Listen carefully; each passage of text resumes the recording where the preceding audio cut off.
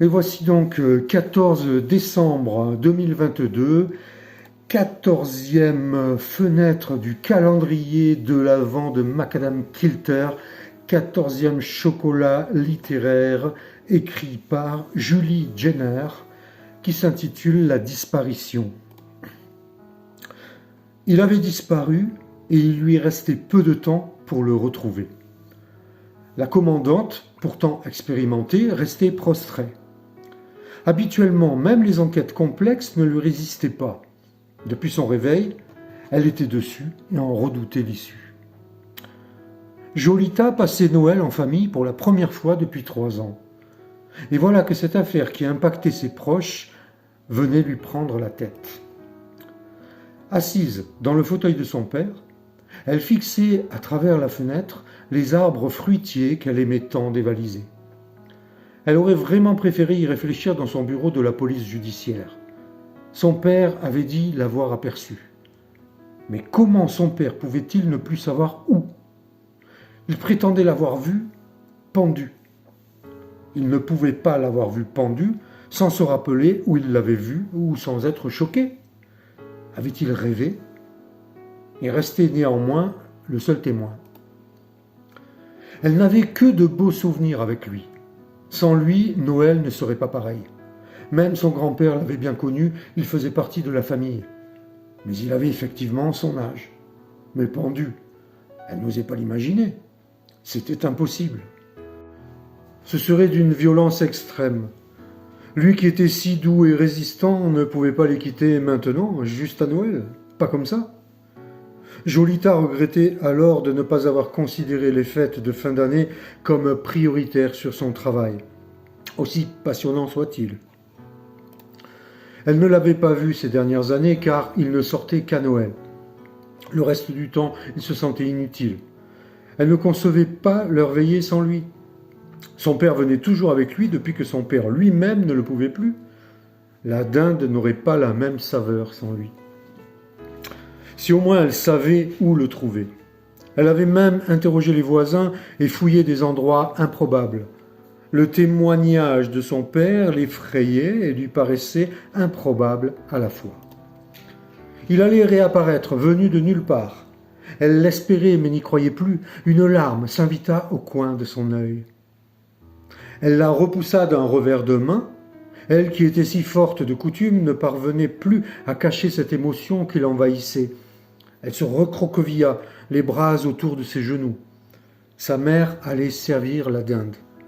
Oncles, tantes et neveux étaient déjà attablés, mais elle se refusait de s'y asseoir sans que lui ne soit là. Son père entra dans la pièce tout de rouge vêtu, comme chaque année. Sa longue barbe blanche, un peu abîmée par le temps, faisait toujours illusion. Cela faisait longtemps que personne ne croyait plus au Père Noël ici, mais c'était une tradition. Seulement, cette fois, le Père Noël aussi était triste. Sa maman sortit de la cuisine vêtue de son tablier et sentant l'ambiance qu'il régnait, dit « Nous allons devoir faire sans lui cette année. Arrête de te torturer, ma fille. Nous devons l'accepter. » Elle tentait aussi de se convaincre. Où était-il ? Il était peut-être écrasé quelque part dehors ou dans un coin, oublié de tous, ou pire encore, faisant la fête dans une autre famille. Ses parents tentaient d'effacer leur tristesse, mais les traits qui marquaient leur visage ne mentaient pas. Mais il faisait tout le charme de Noël. « Je n'ai pas passé un seul Noël ici sans lui, » répondit Jolita, laissant à son insu s'échapper ses larmes. « Va-t-il bien ? Est-il... » Le silence s'imposa. Soudain, des bruits de pas se firent entendre. Toutes les têtes se tournèrent vers la porte. C'était Vali, le berger belge de la maison. Il arrivait, le museau haut et fier. Les yeux de Jolita s'écarquillèrent, fixant le chien malgré la buée qui brouillait sa vue. Soudain, elle se leva et se jeta à son cou, cherchant sans doute du réconfort. Accroupie, elle retira, pendu à sa gueule, celui qu'elle n'espérait plus jamais revoir. Le bonnet rouge de famille du Père Noël.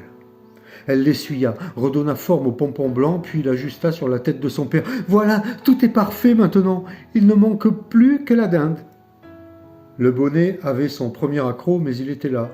C'était l'essentiel.